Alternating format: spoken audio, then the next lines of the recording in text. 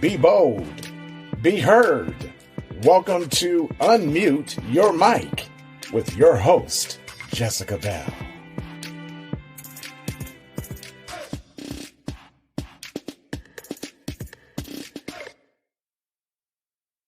The views, information, or opinions expressed during the podcast are solely those of the individuals involved and do not necessarily represent those of Unmute Your Mic. Hello, everybody. Welcome to another episode of Unmute Your Mic. My name is Jessica Bell. I am your host, as always, from Kansas City, Missouri. And as you can already tell, this is a very special episode. It's going to be one of a kind, that's for sure. This is our relationship episode. As some of you may have seen, we recently got engaged. So I thought it would be fun before our big day to talk a little bit about some stuff behind the scenes. So Austin, if you would just like to introduce yourself. Hi, I'm Austin. That's awesome. So as always, some of my main goals for Unmute Your Mic is to always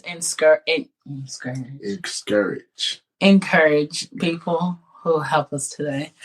Encourage people just with our stories. And so I didn't want to interview Austin, but I thought it would be cool to have us, talk about some stuff, answer some questions behind that. Some people have sent us behind the scenes, and really learn about the person who is kind of one of the people behind Unmute Your Mic. Austin does all the editing. He has been a huge support for me since day one. Mm-hmm. Thank you. And it is really fun to have somebody that you that supports you and inspires you, but also knowing that the journey to get here was not an easy one for either one of us. Most of you know a little bit about my story and about being divorced previously, and entering into a new relationship can be a little bit difficult after that. Austin has never been married, but has been in relationships that he's had to heal from. And that was one of the questions that somebody sent me on our Instagram page when I was asking, what are some things that we should talk about? So what do you think about that? What is the process like, as a male healing from relationships and entering into a new relationship? It's always, you gonna thumb me off all day. We're cutting that now. Yeah, we're gonna cut that one out. It's always interesting. It's always fun entering into something new. I've been blessed to have support from family and friends in a lot of the endeavors that I take, especially when it comes to relationships. I always had people looking out for me, checking me on the stuff that I probably should or should not be doing. So it was, it's an adventure, because especially being a man, we really don't show emotion, but the people closest to you already know. Hey man, you all right? Or you look you smile a little bit too much. What's going on? Or you ain't been around, as it was for my boys. Bro, where you been at? Who you been talking to, because you don't just disappear. So I have support, and it's easier when you have support. Sometimes you go through these journeys alone, in which you have to find that support somewhere else or with something else. So does that answer the question? Yeah, that answers it. And I think that's important, because so often with the this world and with social media, we always show the pretty parts of stuff. So you get to see the quote unquote final product of a beautiful engagement or a beautiful wedding. But there's so much work that has to happen behind the scenes. And I know when we first started dating, I was very all of my walls were up. As to me, kind of as it should have been, because when you enter out of something that is like unhealthy, or you're just called into a new season, or whatever word you want to use for it, like you really have to take the time to get to know who you are and learn about some of the things that you want in a relationship. And so when we first started talking, did you know immediately that I was going to be your wife, or like how long did that process take? Oh, how long did it take? Never let a man tell you that he don't know. He always knows. I think the biggest thing is allowing yourself to accept, like, internally, like, all right, I found the one. Like, you always know. Most men trying to get married don't even enter into a relationship with anybody that they don't feel like they can marry. That's another conversation for another day. But it didn't take long. We were always, because we were friends. We worked together. We were friends. We were working on our little project, so we knew each other very much so before we even took that step into a relationship. So that was easy to enter into a relationship, and it was quick to know. Like I said, I really, really like you. Like, I really, really, really like you. I don't know if it's love yet, but I knew it was love, but I couldn't let her know that. Like, I got to keep you humble, right? That's fair. But I also think, too, like, as a woman, when you're starting a new relationship, it's so easy to want to like dive in head first, or like kind of rush and be like, oh my God, like I like him. Like the beginning stages of a relationship are always fun. Yes. Because you're getting to know somebody, everything is new. Like everything we're experiencing and everything that we're doing is new. And so, we started dating in the middle of a pandemic.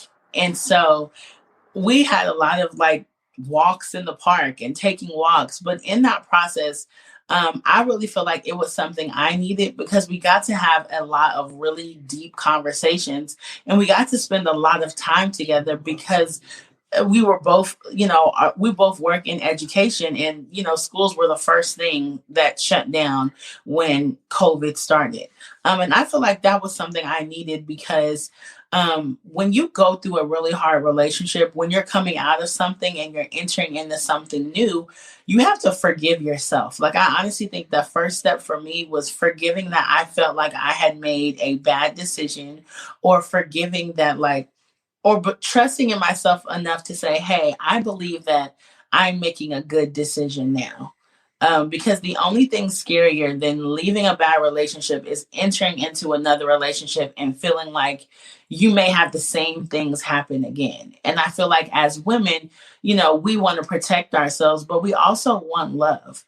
And I really found that I had to go and like go deep down into like the core and be like, am I healed? Like, am I truly healed and ready to enter into a relationship? And sometimes that can be hard to do, because for me, and the relationship I have with God, he would be like, no, you're not. And it wouldn't matter how much I liked him. If I didn't know that I was healed and ready to move forward, then it would just be a waste of both of our time, because I would be, pushing him away so much that he could never do anything for me, because I'm like, it's only a matter of time before you're going to hurt me, or it's only a matter of time before you're going to do something. And that kind of brings up something that we had talked about during our marriage counseling, which we both kind of addressed something that we wanted to change about ourselves. And so we won't get into like huge details, but one of the things I wanted to change about myself was the independent woman syndrome that a lot of us have. And sometimes, why are you making that? See, I don't understand, because the independent woman syndrome, oh my God, a man wants to feel like he is wanted. Like, we like the security of knowing that if we weren't there, that you can take care of yourself. We love that. But we want to feel wanted. I was listening to a video, it was one of the pastors, one of the viral pastors, but he was like, a man's his love language overall is respect. Like a woman's is love, but a man's is respect. And a part of that respect is being wanted, being able to take out the trash, being able to be the breadwinner. Like, those are the things that we as men need and appreciate if we're giving it. So that whole independent woman thing, okay, but to be fair, a lot of us women are in positions to where if I'm living by myself, I don't have time. Who am I going to call to come and take out my trash? Exactly. Who am I calling to help me get the groceries out of my car? Absolutely. So often that syndrome or the independent woman thing is not something that we want, but we're kind of put into it. Put into that position where you have to do it. And then some of us are raised seeing parents. If you are raised in a home where you don't have both parents, we're watching moms who have to be everything for the household. And so it kind of, in building strong women, it can also build women who are like, I don't need you. But we need you to want us. Like, I know you don't need me. Of course you don't. Women are great. Do your thing. But want us. That's what we need. We need you to want us. And if you can want us, we'll be happy. Again, so that was a process. And still is something that I'm learning, because I had to learn that I wasn't giving away my strength, and I wasn't becoming less of a woman by saying, hey, like, it is okay for me to be like, hey, can you help me with this? Or can you do this? And not feel like I was giving away something, or I was like not walking around as this superhero. Because ultimately, if we're in a relationship and he's not doing anything for me, then I'm going to be upset that he's not doing anything. And so it's just like a circle of, I want to be strong and independent, but I want you to do things for me. And I think it's not fair to always expect, the other person to have to break down 80 million walls just to get something done. So, that was kind of the thing that I feel like, I most wanted to change about myself before and even during, this journey and this road to marriage. So you want to share what you felt like you wanted to change, or something you felt like you needed to change? What did I say? Was it my temper? Oh, yeah. I think it was probably your temper. It was probably one of her biggest things is she wanted to feel safe. And I'm a protector. Naturally, I'm a protector. I'm a big guy. People don't mess with me, so people ain't gonna mess with those attached to me. It's a word in that. But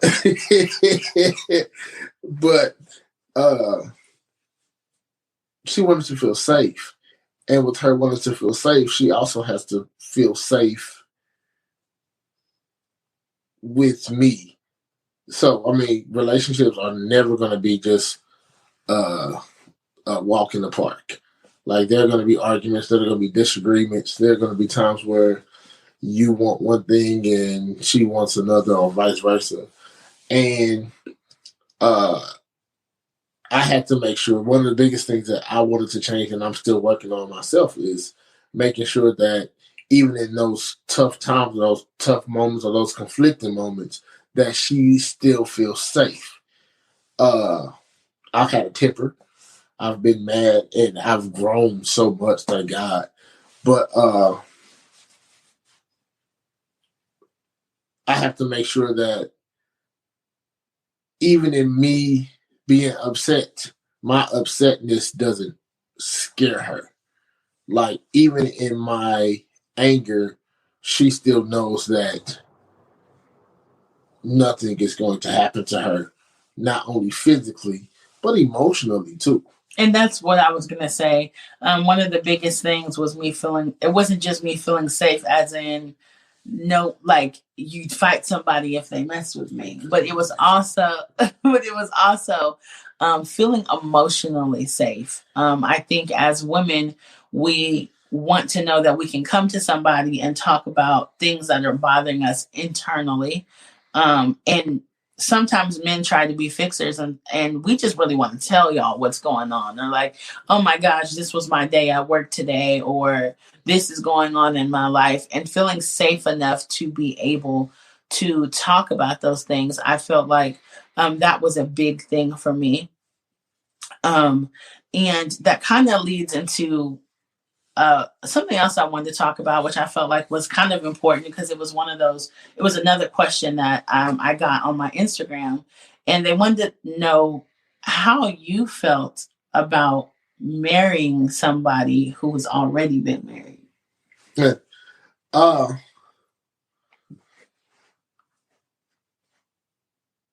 When I first talked about, I'll say it like this. When I first talked about it with my boys, we talked about it as like there's a maturity that comes with that. Like you've already experienced marriage, you've already been there. So you're gonna approach it in a different way than someone hasn't than a rookie or someone who hasn't been there before.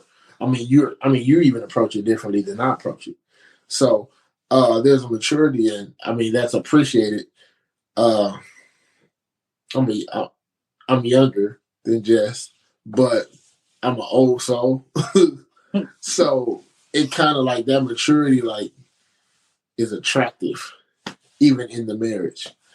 But it didn't necessarily scare me away.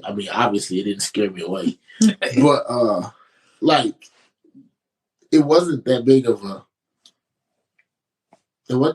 deal. Like you were married.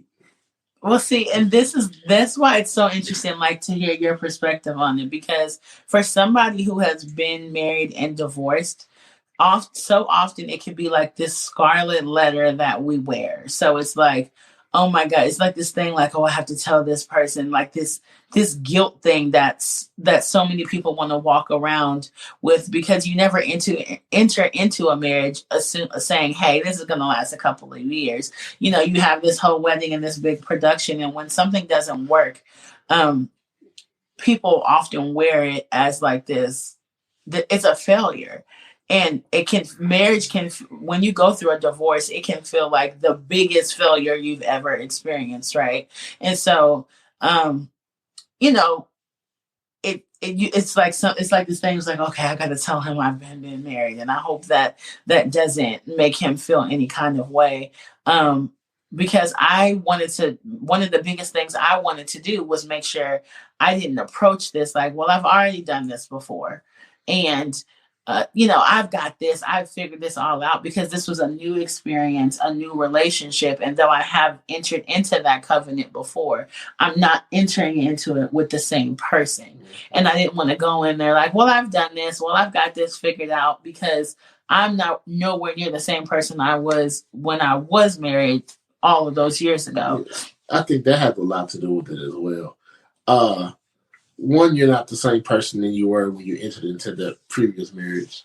Two, you've also grown from that experience. Like, even in the conversations that we've had, I saw your growth from that experience, and I didn't even know you beforehand. But you can tell that, like, this was something different. Also, it's one of those things where it's just like, the reason that you got divorced has a lot to do with it. If you got bored and said, all right, I'm done, then maybe that's a red flag. But that's not what happened. So with that not being what happened, it is what it is. You learned, you experienced it. We move forward. You use it as a learning experience, and you move forward, which is what you did. And I think it really shows how good God is, in the sense of being able to redeem your time and being able to bless you despite what you think might disqualify you. And that was something that God told me very early on. He was like, you have been publicly shamed and publicly embarrassed by some of the things that you have gone through, but I'm going to publicly bless you because of how you handled yourself through it. And it took a lot of God and a lot of grace to get to go through that in a way in which I wasn't just exposing and doing a tell-all and ripping people down.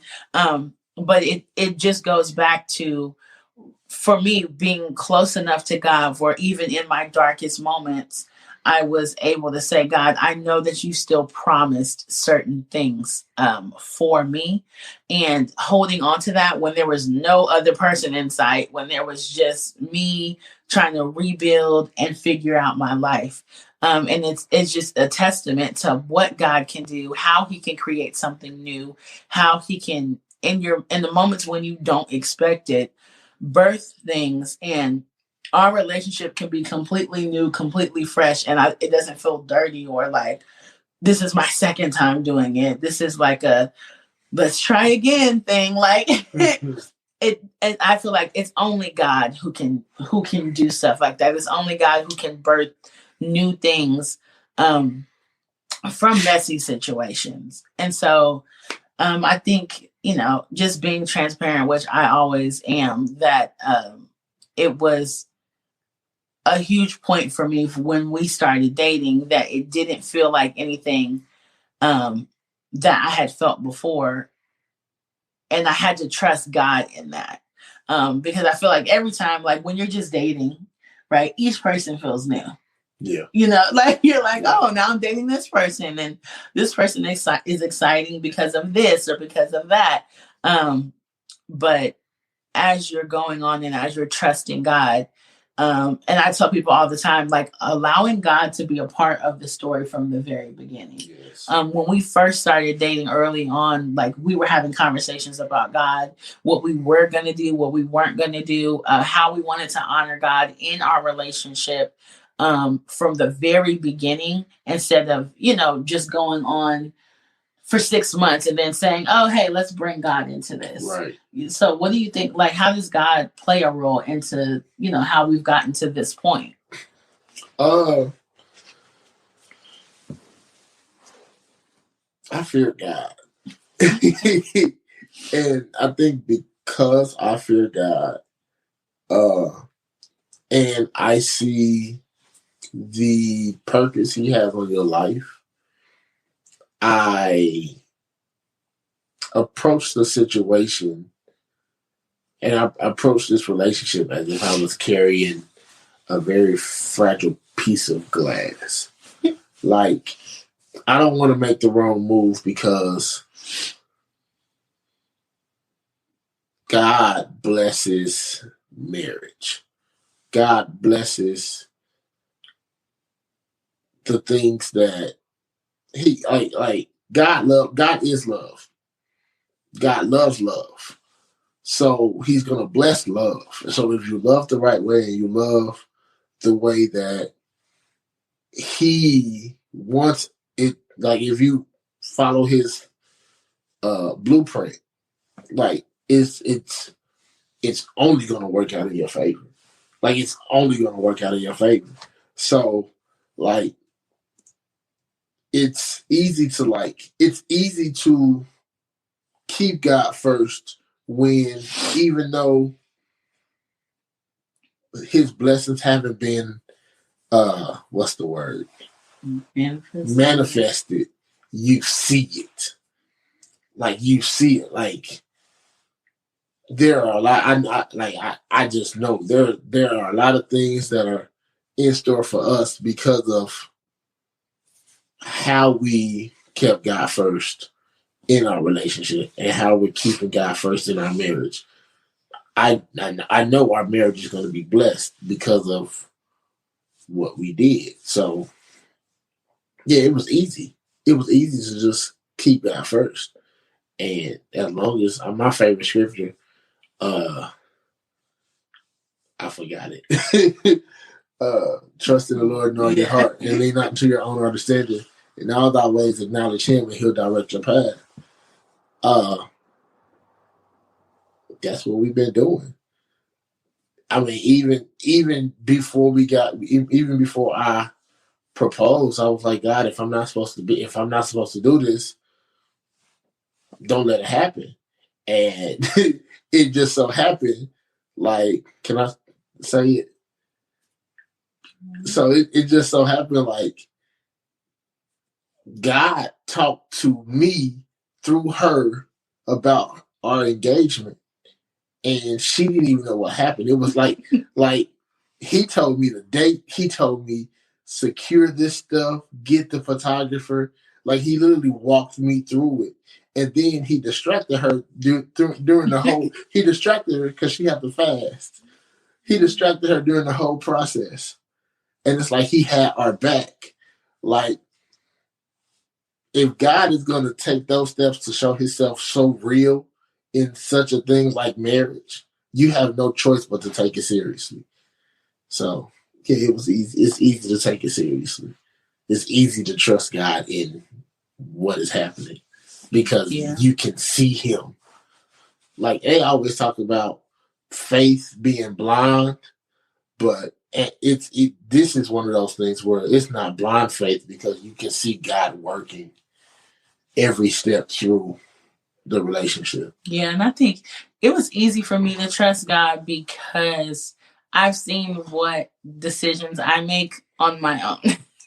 And not even just in relationship, just in life in general. I can see a clear difference of when I was like, oh, I should do this. Oh, let me go here. Oh, let me do that. When it was just a good idea that popped into my head. And then when I was like praying and saying and trying to walk in what it is that God had for me, and the outcomes were completely different. So, oh my gosh, our time is almost up.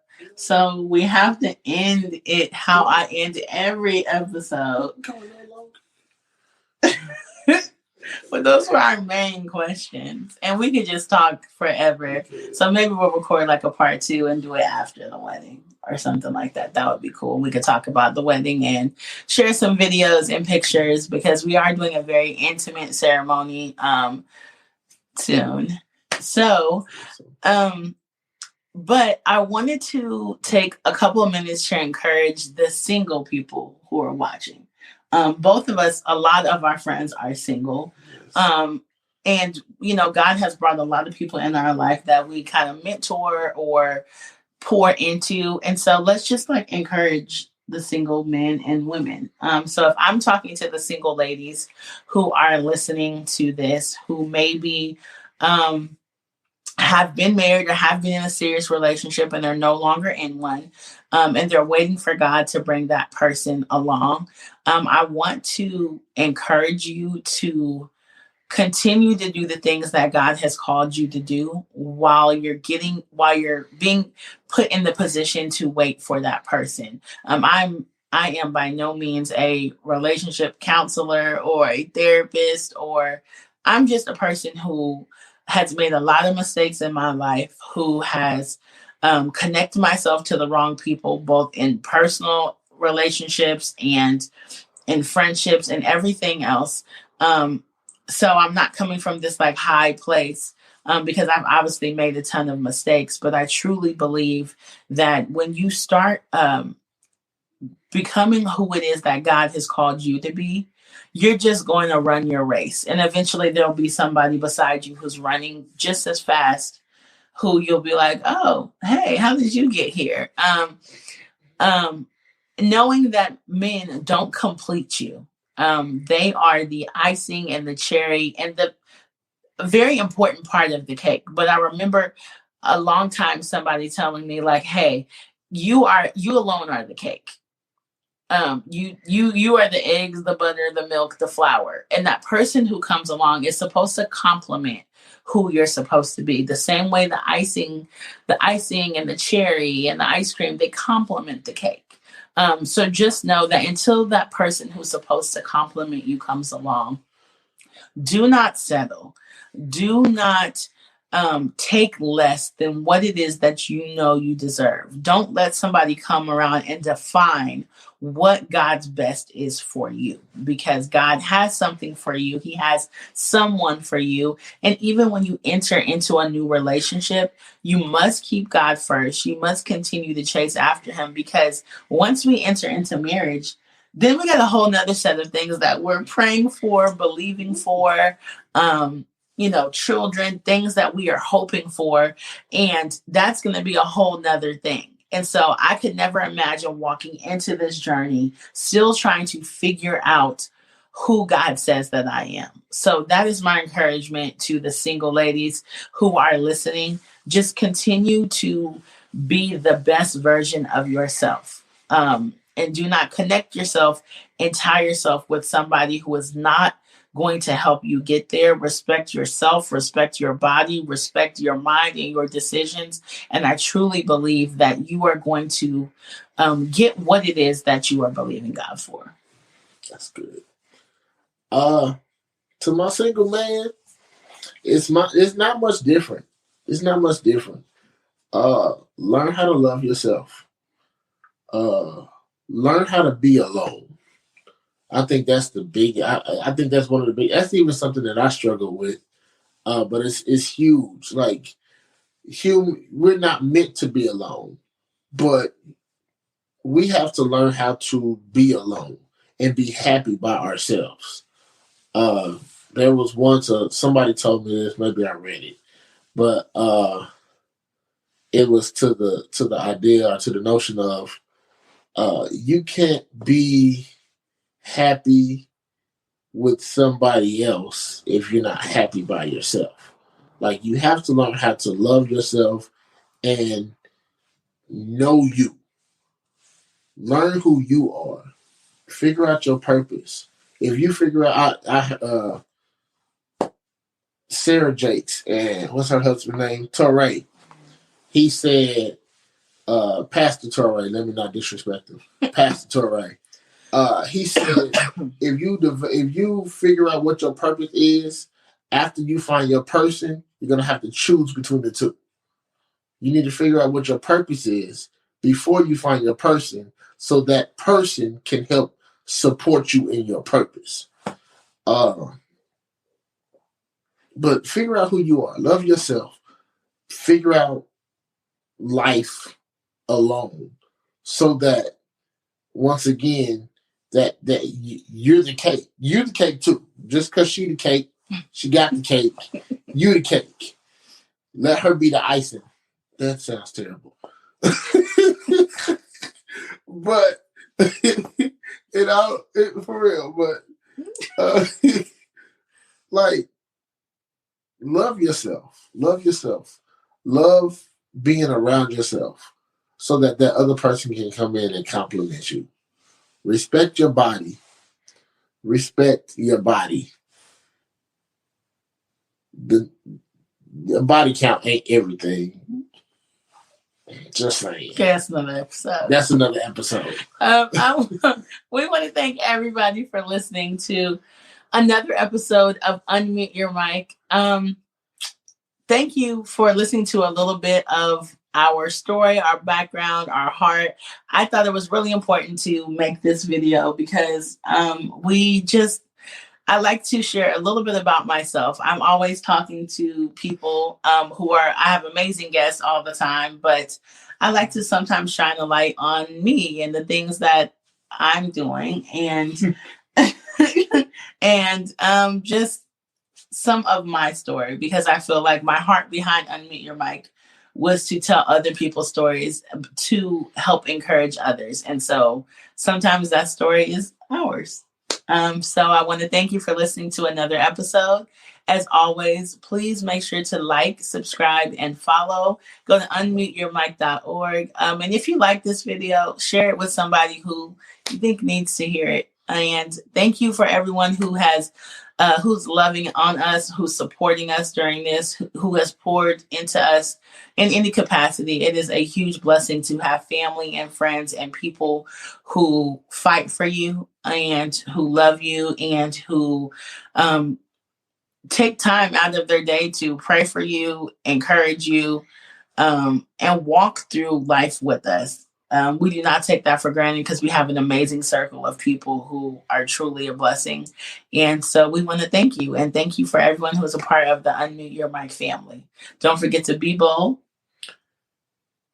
Be heard. How are you gonna watch this and not even know my tagline? Ladies, find somebody who knows your tagline.